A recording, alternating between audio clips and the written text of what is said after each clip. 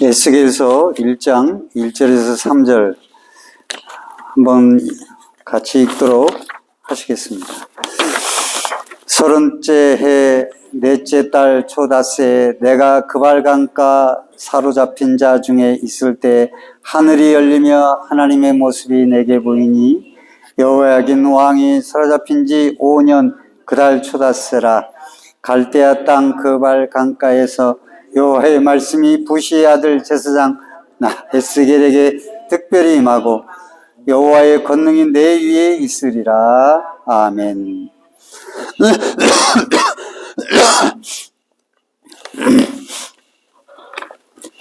여호와의 권능이 내 위에 있으리라는 제목으로 말씀을 드리겠습니다.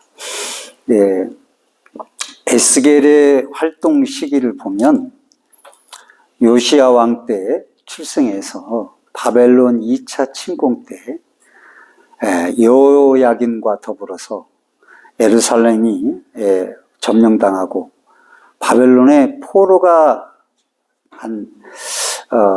되어서 끌려갑니다. 그래 포로된 지 5년째에 그발강가에서 하나님의 소명을 받고 선지자로서 사역을 22년 동안 하다가 죽은 것으로 에스겔을 추측해 볼 수 있습니다.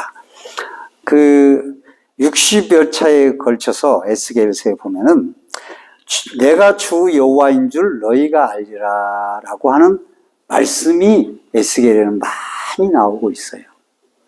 에스겔은 구약의 요한계시록이로다. 저는 묵시와 환상이 많고요. 그 다음에 다니엘서처럼 구약의 묵시와 환상이 많이 나오는 게 에스겔서입니다. 그런데 그런 말씀을 주시면서 하시는 말씀이 내가 주 여호와인 줄 너희가 알리라 라고 하는 거예요.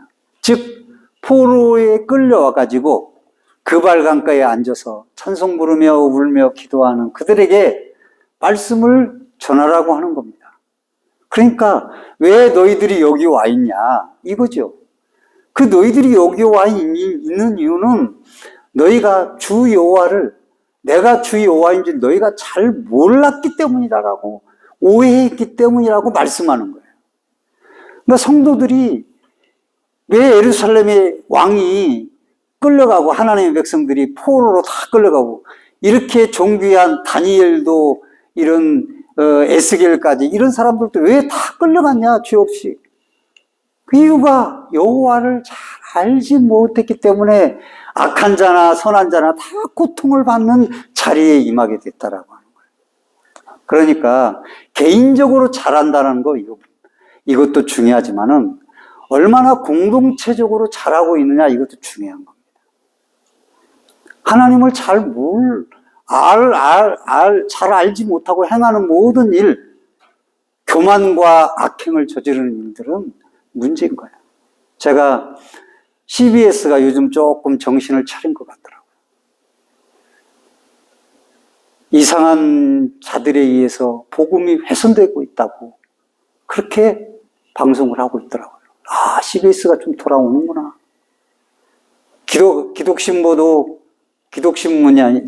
국민일보도 그렇게 언급을 하고 눈으로 보는 잘못을 저질렀는데도 불구하고 그것을 옹호하고 온통 무속신앙에 젖어 있는 그들을 옹호하는 목사들은 뭐냐 이거예요. 저는 생각났습니다. 아합과 이세벨 때 제가 여러분들이 정치 얘기한다고 하지만은 지금 한국교회가 텅텅 비어가고 있습니다. 이 일로 인해서요. 젊은이들이 40, 50대들이 교회를 떠납니다. 왜? 가니까 목사님들이 헛소리 하거든요. 복음이 아니거든요. 자기들이 봐도 아니거든요. 그런데 막 장로님들도 권사님들도 막 거기에 들고 가서 찬송 부르고 막 난리가 아니에요. 그 한국교회를 어떻게 믿고 거기 가서 예배 드리겠습니까? 안 가는 겁니다, 교회를. 제 아내가 가까이 아는 처형이죠. 순복음교회 다니는데 교회가 텅텅 비었다고. 목사님이 부부적 발언을 하도 했으니까 안 간다고 교회. 그런데 그 교회만 그러는 게 아니에요. 오직에 쓰는 CBS에서 그 권력주고 힘 있는 목사들이 거기 다 있는데 방향을 바꿨을까요? 아니거든요. 한국 교회는 정신 차려야 돼요. 아합과 이세벨 때 400여 선지자가 아합과 이세벨을 잘한다고 옹호했습니다. 미가의 선지자 하나예요. 반대한 거. 그러니까 시드기야 선지자가 미가의 선지자 뺨을 때리면서 누가 너에게 그런 말씀을 주었느냐? 내가 바로 직통 선지자인데. 그러면서 뺨을 때립니다. 아합 가문이 어떻게 됐어요? 다 비참해졌잖아요. 하나님은 그냥 놔두시지 않습니다. 저는 다 좋아요. 근데 한국교회 상태만 보면 가슴이 너무너무 아픈 거예요. 너무 그것 때문에 내가 아주 힘들다가 아니지. 내가 평안을 누리고 하나님과 감사해야지. 그 돌아오고 하는 겁니다. 다 그렇지는 않아요. 바른 목사들도 많이 있고 바른 역사가들도 많이 있고 유명한 역사가 한국교회 잘못했다고 지적하는 걸 보았습니다. 한국 역사뿐만 아니라 세계 역사, 교의사까지 다 하는 그 집사님, 권사님이세요. 요즘 말하면 장로님이세요. 그 역사 학자가 그렇게 지적을 해요. 광주사태 때 사람 총뿌리, 사태라고 하면 안 되죠. 항쟁이라고 할 때 총뿌리를 겨눈 그 사람들을 위해서 원로 목사들이 지금은 원로 목사들이요. 그 사람 머리에 축도를 하고 축복을 빌었어요. 그 흑역사가 지금도 계속되고 있는 거예요. 그럼 한국교회는 어떻게 되겠습니까? 잘못되는 거예요. 잘못된 것은 잘못됐다고 얘기를 해야만 하는 겁니다. 무속신앙에 젖은 왕자를 들이밀면 왕이 된다는, 대통령이 된다라는 무속신앙이 온 세계를, 우리나라를 다 점령했어요, 지금. 말도 못해요. 이단들이 얼마나 판치는가 보세요. 그걸 누가 했냐? 한국교회 목사들이. 그것도 큰 목사들이 그렇게 만들어 놨어요. 그래서 제가 가슴 아파서 말씀을 드리는, 여기 하나님 나 여호와인 줄 모르는 거예요. 누가 여호와예요? 여호와가 그런 분이 아니에요. 정의와 공의가 사라진 그분을 어떻게 여호와를 바꿔버린 거예요. 그런 슬픔이 지금 에스겔에게 하나님이 전하고 있는 거예요. 너희가 그래서 여기 끌려와 있는 거다. 그런 말씀을 주고 계시는 거예요. 니느웨가 바벨론에서 아수르의 아수르의 수도 니느웨가 바벨론에서 함락됐죠. 그래가지고 바벨론이 서진 정책으로 이제 막 내려오는 거예요. 근데 이게 말이죠. 에레미야가 그랬어요. 애굽을 의지하지 마라. 애굽은 하나님이 버렸다. 그러니까 아이고 애굽이 우리를 살려줄 거야. 애굽에 붙었어요. 결국 애굽이 패했습니다. 갈미스 전투에서. 그래가지고 완전히 애굽에 붙은 유대 나라는 완전히 그냥 분노에 찬 이 바벨론 왕이면 다 그냥 포로를 끌려가고 불태워버리고 말이죠. 비참한 상황이 처해 있다. 그때 포로를 끌려가서 1만여 명이 끌려갔는데 5년쯤 된 해에 하나님의 말씀을 준 거예요. 그 말씀을 준 이유를 생각해 봤어요. 왜 바로 안 주고 5년 지나서 줬을까? 그때 바로 얘기했으면 백성들이 뭐라 그랬어? 아이, 그랬다고 우리가 그러겠어? 우리가 뭐 하나님 백성인데? 그러면서 자기들이 뭘 잘못했는지 깨닫지를 못했을 거라 이거죠. 태극기 집회하는 사람한테 그런 말 한다고 깨달아지겠어요?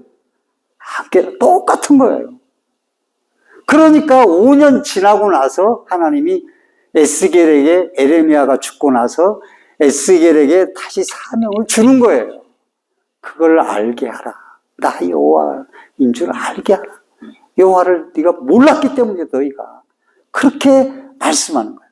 그 1장 1절에 보니까 30째 해 넷째 달 초 닷새에 내가 그발 강가에 사로잡힌 자 중에 있을 때에 하늘이 열리며 하나님의 모습이 내게 보이니 그랬습니다.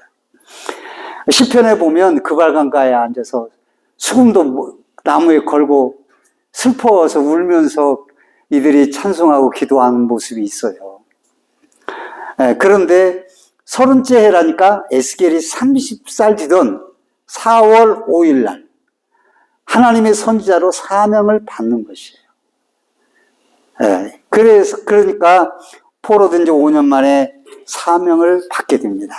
여기서 우리는 에스겔에게 사명을 주셨는데 에스겔이나 우리나 공통점이 있어요. 그것은 모든 사명은 크기와 그 분량이 다르지만 모든 자가 다 사명을 가지고 있는 거예요. 예배를 잘 드리게 하는 것도 사명이고요. 내가 믿음 생활 잘하는 것, 내 믿음을 지키는 것도 사명인 거예요. 내가 판단력 잘하는 것도 말씀에 부탁하고 내 삶을 살아가는 그것도 사명인 거예요. 그리고 그 사명의 꼭지점은 하나님의 영광을 위한 거예요. 그 사명이 잘못됐어요. 그러니까 복음을 회파시키는 거예요. CBS에서 그걸 뉴스를 하는 것 보고 내가 CBS가 인재정신 차렸구나. 내가 저도 CBS 노이장 하면 이사하거든요. 이사도 했어요. 그런데 그 가지고 있는 권력자들이 어떤 사람들이 다 기득권 세력들이거든요. 기득권 세력들은요, 안 놀려고 해요. 자기 것 막 다 뺏으려고 하지. 무서운 겁니다, 여러분. 나눠야 되는데 안 나누려고 하는 거예요. 근데 하나님의 이 사명의 꼭지점은 하나님의 영광을 위한 거예요. 그게 내가 지금 하는 일들이 하나님의 영광을 위한 것인가? 잘 생각을 해봐요. 그가 하나님을 모르니까 그게 하나님의 영광이라고 했겠지. 애굽을 의지하고 말이지. 그게 잘못된 거예요. 하나님의 영광과 멀다면 그건 사명이 아닙니다. 이스터 신앙 고백을 우리 장로교회에서는 도입해서 그들을 사용하는데 1번이 뭡니까? 제1문답, 소요1문답. 사람의 제일 되는 목적이 무엇인가? 하나님을 영화롭게 하는 그 사명, 그를 영원토록 즐거워하는 하나님을 싫어. 나는 뭐 하는 거 싫단 말이야. 하나님을 싫어하는 것이 될 수 있는 거예요. 그러니까 나는 다 싫어. 교회에서 뭐 싫어. 그러면 그거 하나님 싫어. 그러니까 하나님을 영화롭게 하고 그를 즐거워하는 것. 이게 성도의 본분이고 사명인 거예요. 이 사명을 우리는 꼭 가지고 있어요. 그러니까 예배 나오면서도 억지로 끌려 나오면 안 돼요. 할렐루야. 네, 기쁜 마음으로 나와요. 그리고 날씨가 춥다 그래서 입이 붙어가지고 아멘도 못하고 그러면 안 돼요. 아멘도 좀 잘하셔야 되는 거예요. 네. 영원토록 즐거워하는 거예요. 그래, 그게 사명인 거예요. 하나님 앞에서 서는 날 우리가 하나님이 악하고 게으른 종아, 너 자기가 열심히 일했다고 해서 그런 말을 안 듣는다, 그게 아니에요. 얼마나 하나님의 영광에 초점을 맞추고 살았냐, 그때 착하고 선한 종아, 이렇게 말하는 거예요. 자기가 막 별짓을 다 했어. 막 얼마나 전 재산을 다 투자했어. 근데 하나님은 악하고 게으른 종아, 분명히 말씀할 수 있어요. 왜? 하나님의 여호와를 모르고 알지 못하고 여호와 지식 없이 자기가 옳은 대로 행한 거, 그건 아무리 열심히 오히려 열심히 할수록 하나님을 악하게 하고 복음을 해방하고 한국교회를 망가뜨리는 거예요. 그런 대형교회 목사님들이 수두룩해요. 줄줄이에요, 줄줄이.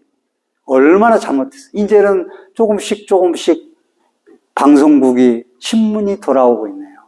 잘못됐다고 아는 거지. 네?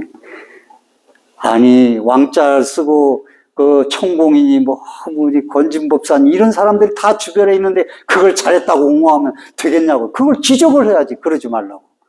대통령을 인정한다 할지라도 그런 부분은 지적해야 될 거 아니에요. 그건 아니잖아요.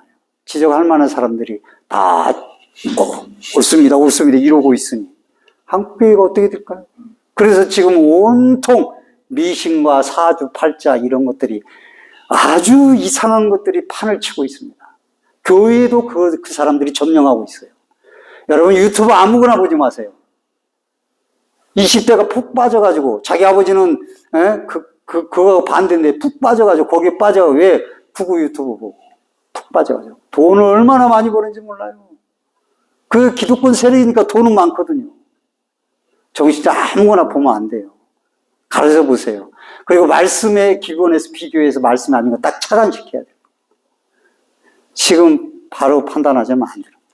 그래서 우리들이 말씀이 길어지는데, 여러분, 내가 아무렇게나 사명 감당, 여러분 사명이 있어요. 하나님의 영광을 위한 사명. 저나 여러분이나 뭐 이름 날려서 뭐 그 사명 뭐 잘 감당하고 없습니다. 하나님 앞에는 이름이 그렇게 중요한 게 아니에요. 그러니까 여러분, 주님 날까지, 가는 날까지 내가 하나님의 영광을 위해 살다 가는 사명 잘 감당하게 하소서. 그 기도드리며 그 사명 잘 감당하기를 주의 이름으로 축복합니다. 그렇습니다. 두 번째, 에스겔이 사명을 받을 때는 언제인가 그랬습니다. 에스겔 1장 1절 30째 해 넷째 달 초대서에 내가 그발 강가에 사로잡힌 자 중에 있을 때에 하늘이 열리며 하나님의 모습이 내게 보이니 그랬습니다. 그러니까 2월 5일 날 모였는데 그 날이 언제냐 이거예요. 우선 먼저 보면은 에스겔이 사명을 받은 장소는 그발 강가예요. 그 2차 공격 때 여호와에게는 왕을 포로로 올 때 왕족과 귀족, 유력한 인사들을 1만 명 정도로 포로로 끌고 왔어요. 그러니까 에스겔도 상당히 유력한 인사라는 거예요. 다니엘도 그렇고. 에스겔은 제사장 출신의 집안이에요. 그러니까 에스겔은 제사장 해먹을 수 있지 이렇게 생각했을 수 있을 거예요. 근데 끌려가가지고 제사장은커녕 5년 동안 그냥 슬퍼하다고 코가 석자처럼 빠져 있었을 거예요. 아마 그날도 그랬을 거예요. 2월 5일 날도 코가 석자처럼 빠져서 아이고 이러고 살아야 되나 포로로 이러고 있었을 거예요. 근데 그렇게 30살 되던 해에 그런데 그 장소에서 하나님이 말씀을 주었습니다. 그날이 어떤 날이에요? 따라서 합시다. 안식일이다. 안식일이에요. 안식일. 안식일 날 모인 거예요. 이 사람들이. 요즘 말하면 주일날 모인 거예요. 강가에서 하나님께 예배를 드렸다는 말씀이 시편 137편 1절에 기록되어 있어요. 사도행전 16장 13절에 안식일에 우리가 기도할 곳이 있을까 하여 문밖 강가에 나가 거기에 앉아서 모인 여자들에게 말하는데 오늘날 그렇게 말하는 오늘날 말하면 주일날입니다. 하나님께 예배 드리는 가운데 하늘이 열리고 하나님의 모습을 보았고 하나님의 권능까지 자기에게 임하는 걸 자기 눈으로 보게 된 거예요. 사도 요한이 짐승도 살기 힘든 밤모섬에서 어느 주일날 혼자 예배드리다가 요한계시록의 말씀을, 북시록의 말씀을 들은 거예요. 본 거예요. 그래서 우리는 하나님이 꼭 오순절 성령 임하는 것도 주일날이에요. 하나님은 꼭 이렇게 이 주일을 축복 주시기를 원하고 구분해 주셨다는 걸 알 수 있어요. 그래서 오늘날 한국교회가 이렇게 쓰나미처럼 죄악이 넘실대고 잘못된 판단자들이 많고 잘못된 길을 가고 복음에 해방돼서 교회가 비어가도 그래도 믿음 지키는 사람들이 있고 그 사람들을 가만히 보면 주일 성수를 철저히 하고 있어요. 그건 놀라운 아름다운 전통이에요. 하나님은 이건 기억하시는 거예요. 왜 하나님의 백성들이 그래도 에스겔이 사명을 받을 수 있는 자리에 있냐? 안식일에 모여서 하나님을 예배하거든요. 회개하면서. 그러니까 하나님이 그들을 회복하고 그들에게 사명을 주시는 것 아니겠습니까? 이 땅의 교회와 목사와 성도들이 믿음이 타락한 점이 많지만 그래도 아직까지 주일 신앙을 지키고 있기 때문에 그래도 이 나라의 이 한국교회가 그래도 가만히 보면 저 사람도 참 시시히 믿는, 가만히 보면 믿는 사람이야. 저 사람 그렇게 선행을 많이 보는, 가만히 보면 참 그런 내색 없이 참 가정의 아름다운 가정을 이끌면서 그렇게 선행을 또 많이 하네. 이런 것들이 참 있는 거야. 저렇게 하다가 예수 믿고 저렇게 변화가 됐네. 이런 것들이 방송에 참 나오고 있어요. 그분들 보면 신실하게 정말 하나님 주님 앞에 이름만 들으면서 눈물을 흘리고 살아요. 그런 사람들.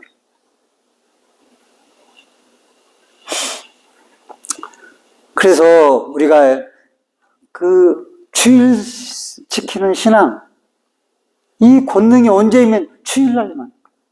내가 주일을 펑펑 내 마음대로 사용하면서 하나님이 나에게 권능이 임하고 내 가정에 축복을 바라고 그렇게 할 수는 없잖아요. 그건 아니잖아요. 내가 생각해도. 내 인간적인 생각에도 그건 아니지 않을까 이런 생각이 들어요. 아이 물론 다 그런 거 아니고 우리가 살면서 어찌 주일날 뭐 놀러도 갈 수도 없고 뭐 그런 것까지 얘기하는 거 아니에요. 그렇지만 되도록이면 내 신앙이 허락하는 한 최대한으로 이제 주일을 지키려고 하는 성수의 신앙은 필요한 것이죠. 그럼 목사가 그런 강대상에서 에이 여러분 마음대로 놀러 가서 이럴 수 있겠어요? 나는 노예 목사님들이 저기 뭐 며칠 가도 내가 안 가려고 하는 이유가 그래서 안 다니는 이유가 돈도 없지만은 뭐 안 가지만은 주일날 내가 여기서 설교하기 위해서 그런 거예요. 안 가는 거예요. 그걸 지켜야지 나도. 그래서 안 다닌 거예요. 그래서 14일, 15일 많이 다녔어요. 안 가는 거예요. 그러니까 그렇게 안 가는 사람들 다 조그만 교회들이에요. 조그만 교회 돈 없어서 안 가지. 또 시키면 내가 빠지면 누가 할 사람도 마땅치 않고 말이지.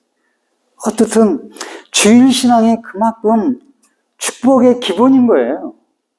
사명의 하나님의 영광의 기본이고 주일 신앙이 축복의 기본인 거예요.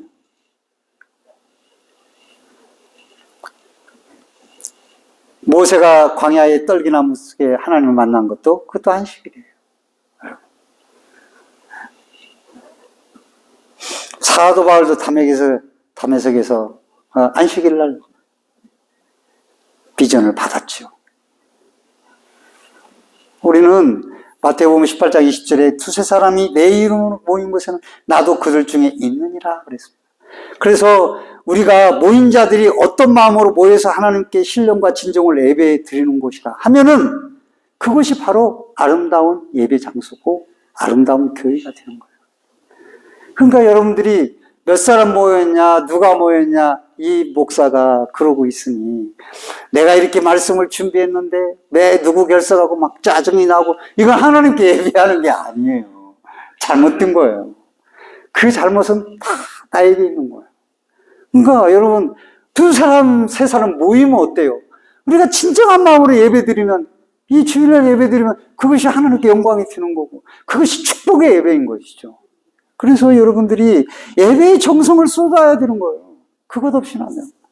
근데 주일날 미안하지만 저도 오늘 또 아주 답답한 얘기하지만은 그냥 뭐 엉뚱한 소리를 해댔었고 하니까 다 교회 안 나간다. 교회가 비어가는 거예요. 응? 여러분 하나님의 주의 날에 복을 주시고 거룩하게 해 주시겠다고 하는 것이 십계명의 내용인 겁니다. 그러므로 온 정성을 다해서 여러분 이 주일 성수를 잘 하시기를 주님의 이름으로 축복합니다. 세 번째, 에스겔에게 임한 능력입니다. 3절 한번 다 같이 한번 읽겠습니다. 시작. 갈대알 땅 그발 강가에서 여호와의 말씀이 부시 아들 제사장 나 에스겔에게 특별히 임하고 여호와의 권능이 내 위에 있으니라 그랬습니다. 1절에 보면 사로잡힌 자 중에 있을 때 하늘이 열리며 하나님의 모습이 내게 보이니 그랬습니다. 그리고 여호와의 권능이 임한 것을 보게 되는 것이죠. 여기서 중요한 게 뭐겠습니까? 여기서 중요한 건 영안이 열렸다라고 하는 것이에요. 에스겔에게. 에스겔이 이렇게 제사장으로 있기 전에 25세 전에 제사장이 돼야 되는데 끌려와서 포로로 돼야 돼요. 네. 포로와들과 함께 노역하면서 살아갑니다. 마음이 얼마나 절망적이었을 거예요. 그런데 그것을 슬퍼하며 회개했던 에스겔에게 하나님의 말씀이 쫙 보좌가 보이고 하나님이 보이고 말씀이 자기에게 임하는 영안이 열리게 되었습니다. 네. 영안이. 그래서 하나님의 모습이 내게 보이니라고 기록을 한 겁니다. 그리고 3절 끝에는 여호와의 권능이 내 위에 있으니라 라고 봅니다. 능력의 시작은 영안이 열리는 겁니다. 육적인 눈으로 환경을 바라볼 때 암담했을 겁니다. 바벨론 포로 생활이 언제 끝날지도 모르는 상황 속에서 날마다 노예처럼 힘든 일을 해야만 하는 그 환경이 비참했을 것입니다. 그런데 이제는 희망이 생기고 비전이 생긴 겁니다. 그 상황에서도 왜 하나님이 육적인 눈 아니고 영안을 확 열어주셔서 그 백성들을 어떻게 하나님이 일으켜주시고 세워주시고 그 구원자 그리스도가 오실 것을 보여주시는 것입니다. 하늘이 열리며 하나님의 모습이 되게 보이니라는 말씀에 주목해야 됩니다. 영안을 열어주시니까 마지막 때 되어질 일때까지 다 보여주는 거예요. 계시록에도 보면 보았다라는 말이 85번 나옵니다. 정의 기록이 기록되어 있어요. 그 영안이 열려야죠. 여러분, 인간들, 사람의 권능, 권세, 돈 이런 것만 막 자꾸 보이니까 예수 믿는 삶을 살 수가 없네.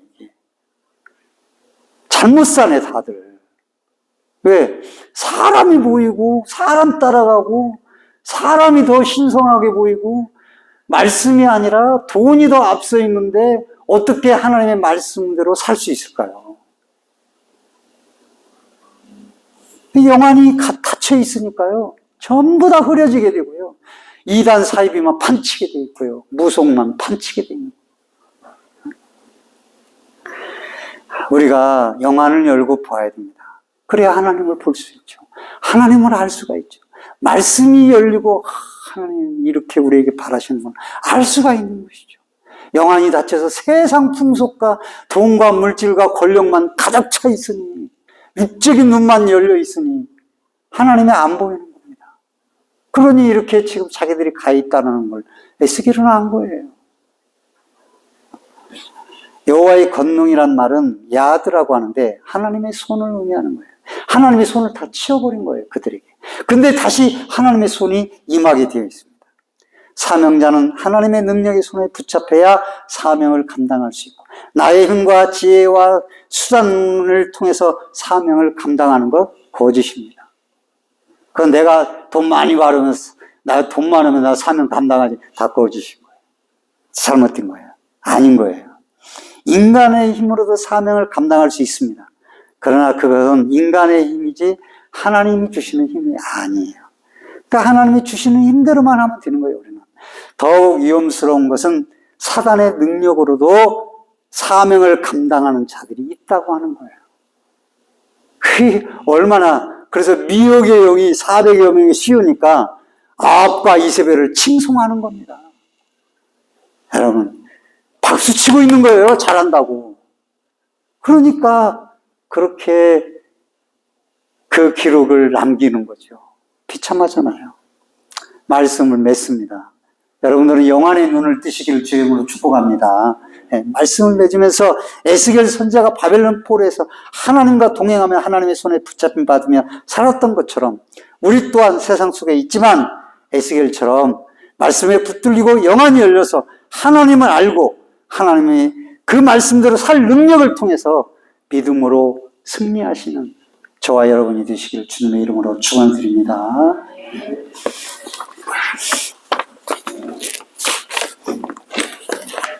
찬송 부르고 기도하도록 하십니다.